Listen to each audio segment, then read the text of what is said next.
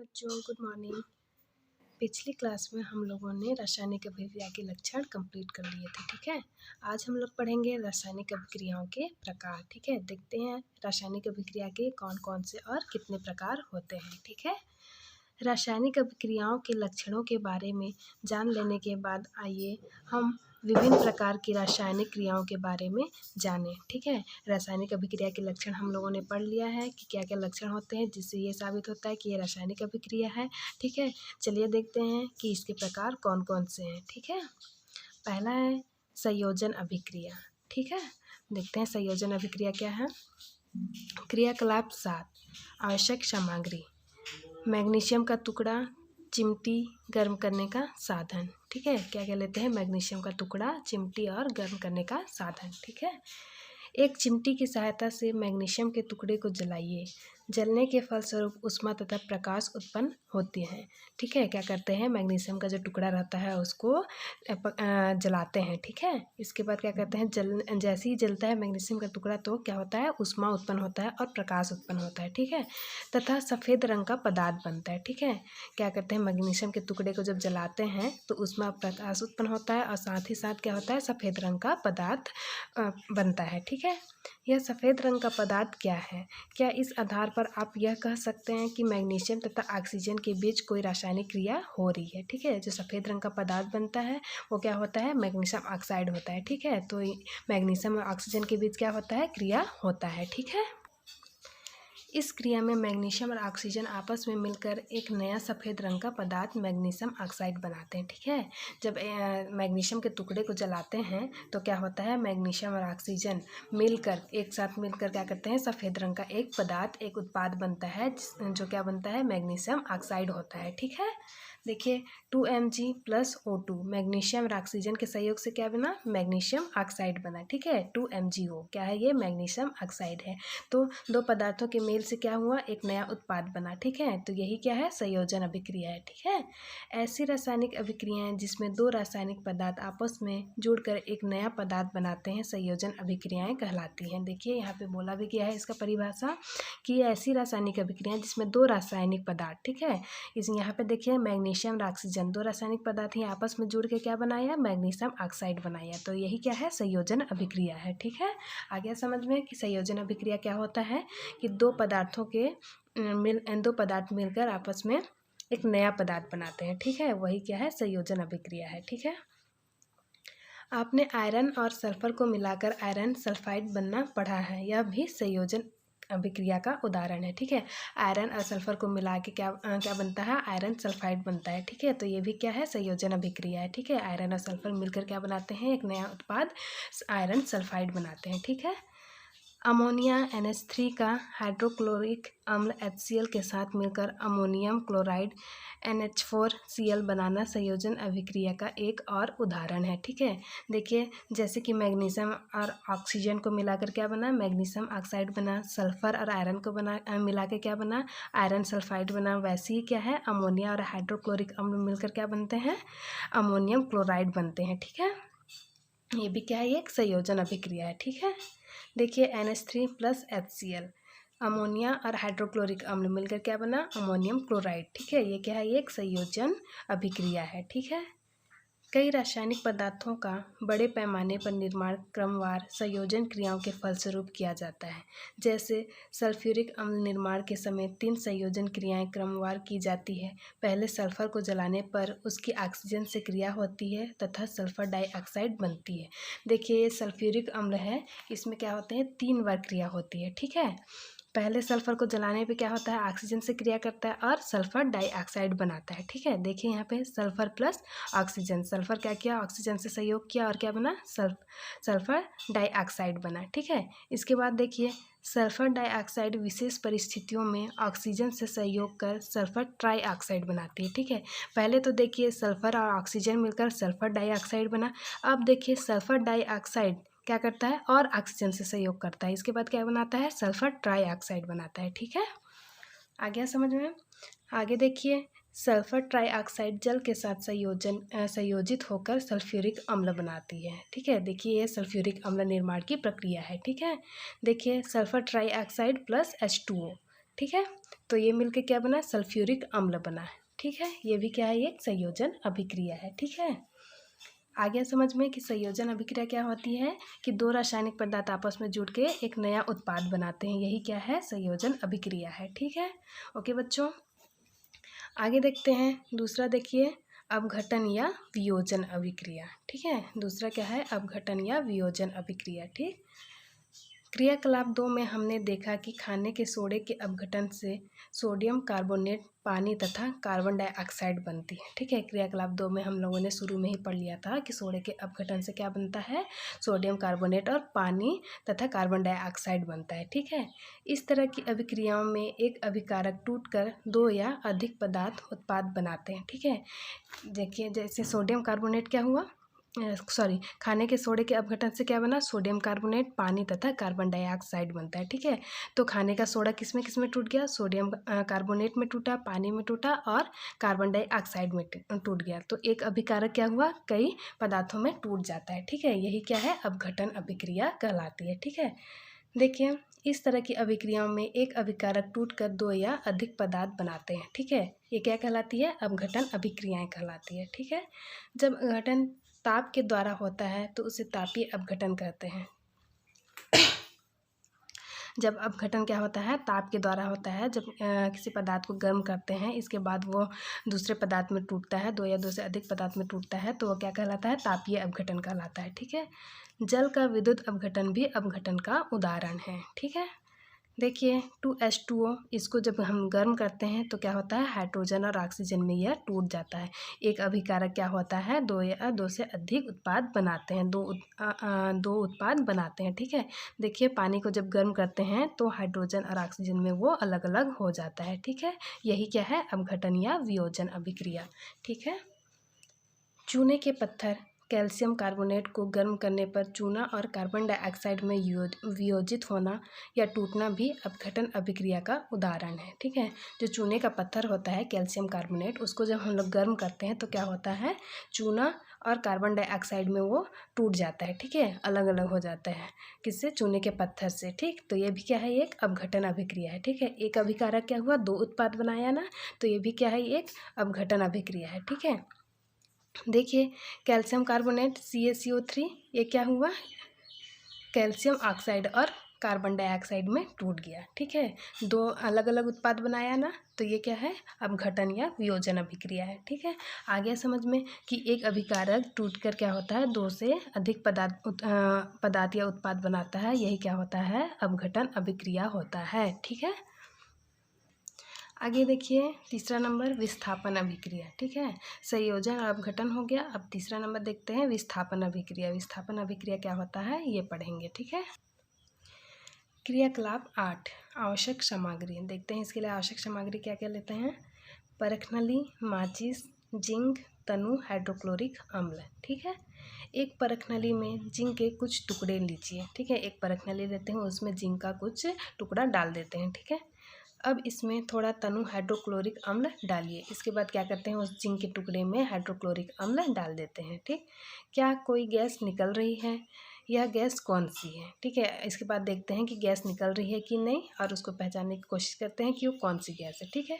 परखनली के मुंह के समीप जलती माचिस की तीली अथवा मोमबत्ती ले जाइए। चित्र 4.2 में देखिए जैसे दिखाया गया है। क्या किसी प्रकार की आवाज़ सुनाई दी, इसके बाद नोट करते हैं कि आवाज़ आती है या नहीं, ठीक है।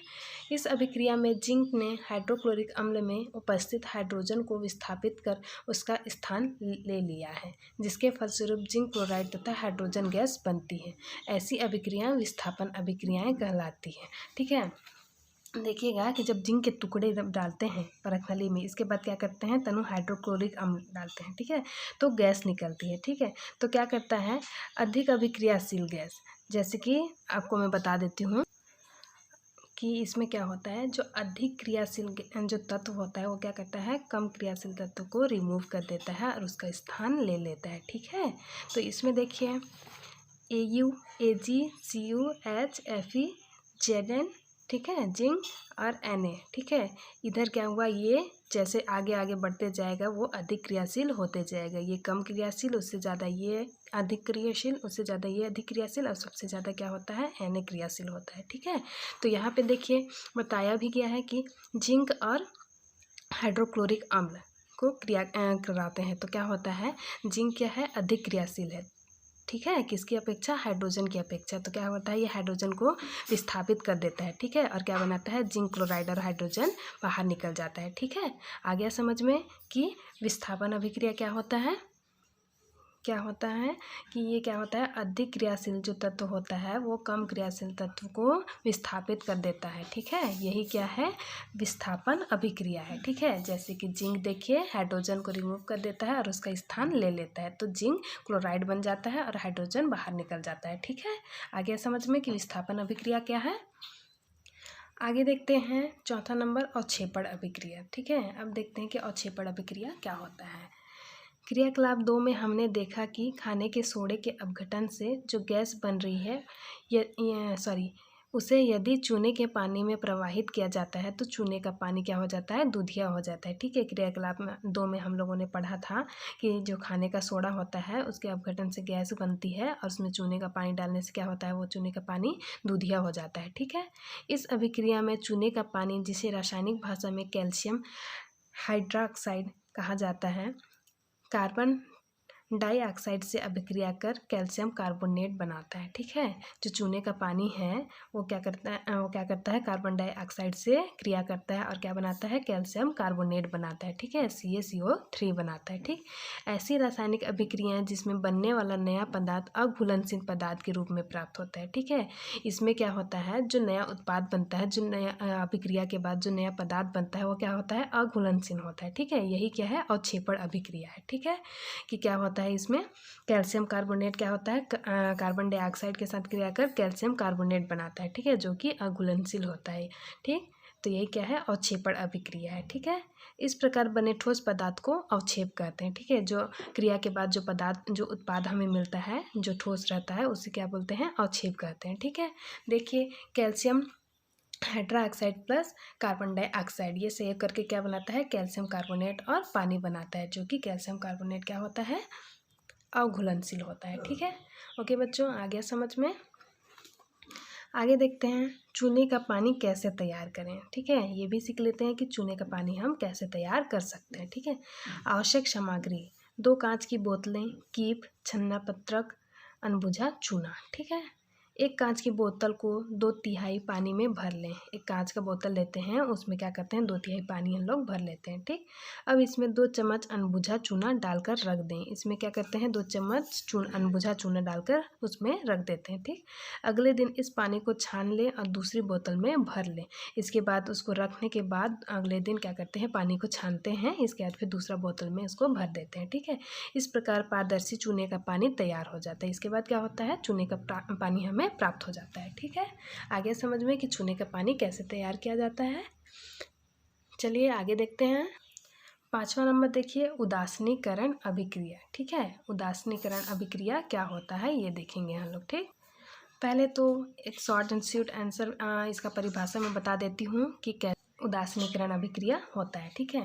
तो इसमें क्या होता है, अम्ल और क्षार, ठीक है। अम्ल और क्षार क्या होता है, अभिक्रिया करके लवण, पानी और क्या कहते हैं, लवण, पानी और उष्मा उत्पन्न होता है, ठीक है। अम्ल और क्षार जब क्रिया करते हैं तब क्या होता है, लवण प्राप्त होता है, पानी मिलता है और क्या होता है, उष्मा उत्पन्न होता है, ठीक है। यही क्या होता है, उदासीनीकरण अभिक्रिया होता है, ठीक है। चलिए देखते हैं क्रियाकलाप 9, आवश्यक सामग्री, ठीक।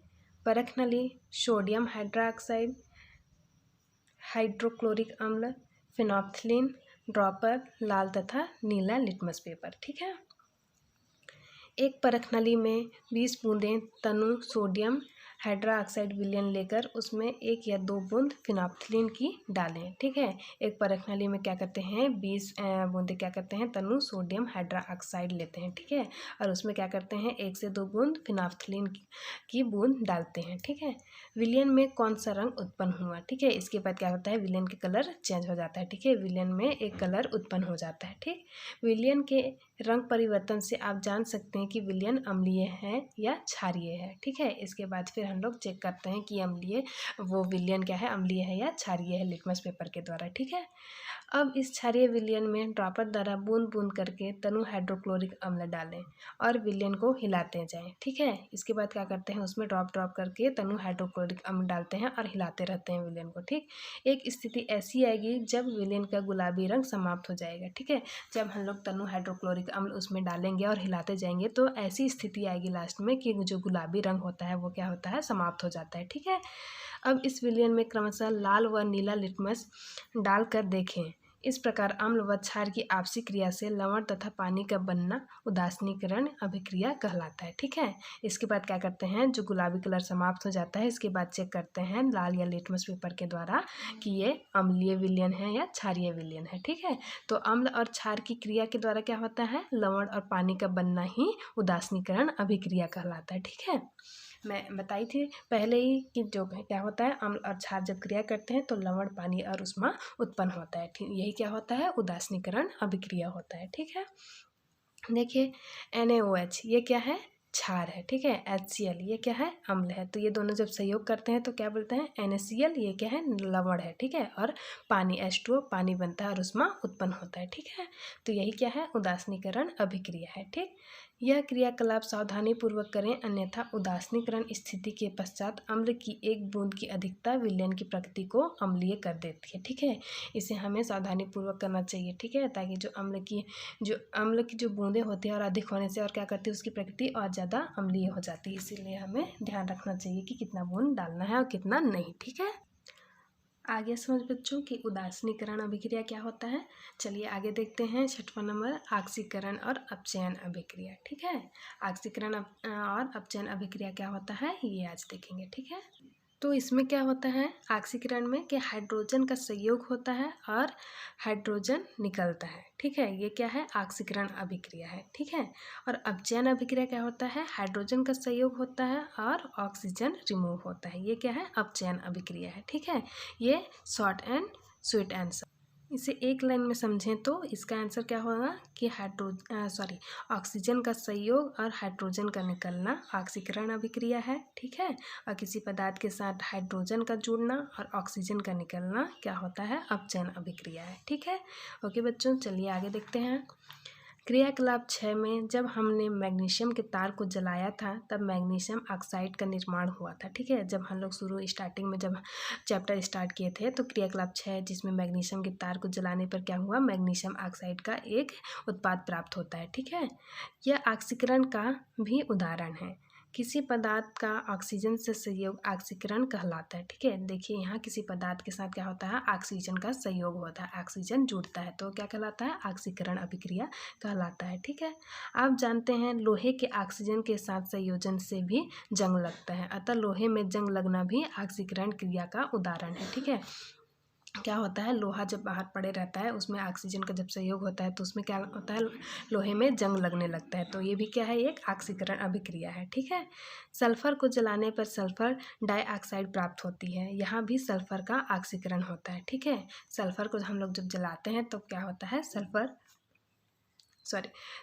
डाइऑक्साइड प्राप्त होता है। ठीक है, यह भी क्या है, सल्फर का ऑक्सीकरण अभिक्रिया है। ठीक है, जब देखिए सल्फर और ऑक्सीजन मिलकर क्या करते हैं, सल्फर डाइऑक्साइड बनाते हैं। ठीक है, इसके विपरीत किसी यौगिक में ऑक्सीजन की कमी अपचयन कहलाती है। ठीक है, देखिए ऑक्सीकरण में क्या होता है, ऑक्सीजन जुड़ता है। ठीक है, और अपचयन में क्या होता है, ऑक्सीजन निकलता है। ठीक है, ऑक्सीजन की कमी होती है। ठीक है, तो ये क्या कहलाता है, अपचयन अभिक्रिया कहलाता है। ठीक, जब मर्क्यूरिक ऑक्साइड को गर्म किया जाता है तब मरकरी या पारा तथा ऑक्सीजन प्राप्त होता है। ठीक है, देखिए मर्क्यूरिक ऑक्साइड है ये। ठीक है, 2HgO ये क्या है, मर्क्यूरिक ऑक्साइड।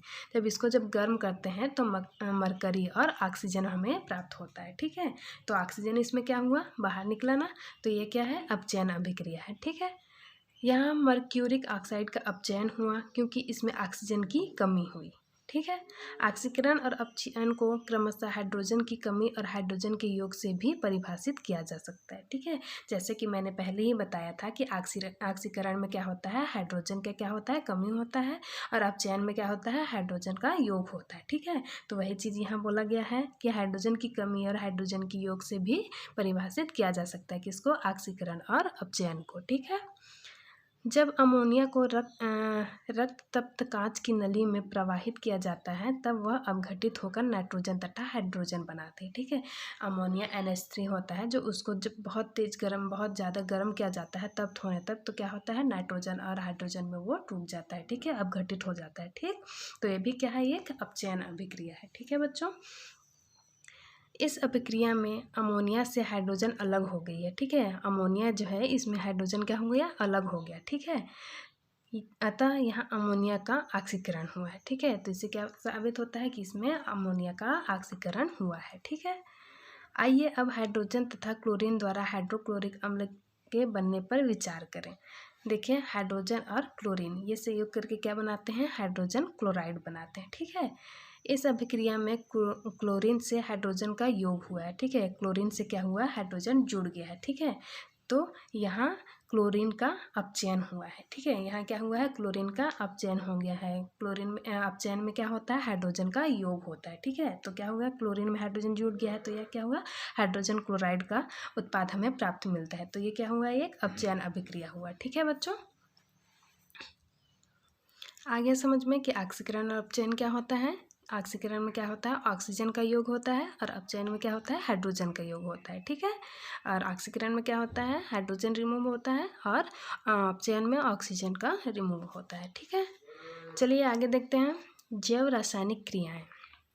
जैव रासायनिक क्रियाओं में रासायनिक पदार्थों के साथ साथ सूक्ष्म जीवाणु भी भाग लेते हैं। ठीक है, जैव रासायनिक क्रियाएं जो होती है उसमें रासायनिक पदार्थों के साथ साथ क्या होते हैं, जो सूक्ष्म जीवाणु होते हैं, ठीक है, वो भी क्या होते हैं, शामिल होते हैं। ठीक, दही का जमना, डोसा बनाने के लिए भिगोए गए चावल और उड़द की दाल में खमीर का उठना, भोजन का सड़ना, हमारे व अन्य जीव जंतुओं के शरीर के अंदर होने वाली क्रियाएं जैसे पाचन आदि भी जैव रासायनिक अभिक्रियाएं हैं। ठीक है, ये सब क्या होता है, दही का जमना, ये भी क्या है, रासायनिक प्रक्रिया के द्वारा ऐसा होता है। ठीक है, डोसा बनाने के लिए जो भिगोए चावल होता है, उड़द का दाल होता है, उसमें जो खमीर लाते हैं वो भी क्या होता है, रासायनिक अभिक्रिया के कारण वैसा खमीर उसमें उत्पन्न होता है। ठीक है, भोजन का सड़ना, जीव जंतुओं के शरीर के अंदर होने वाली क्रिया, ये सब क्या है, पाचन क्रिया के द्वारा ही होती है। ठीक है, सॉरी, रासायनिक क्रिया के द्वारा ही होती है। ठीक, रासायनिक अभिक्रिया जीवन का एक महत्वपूर्ण अंग है।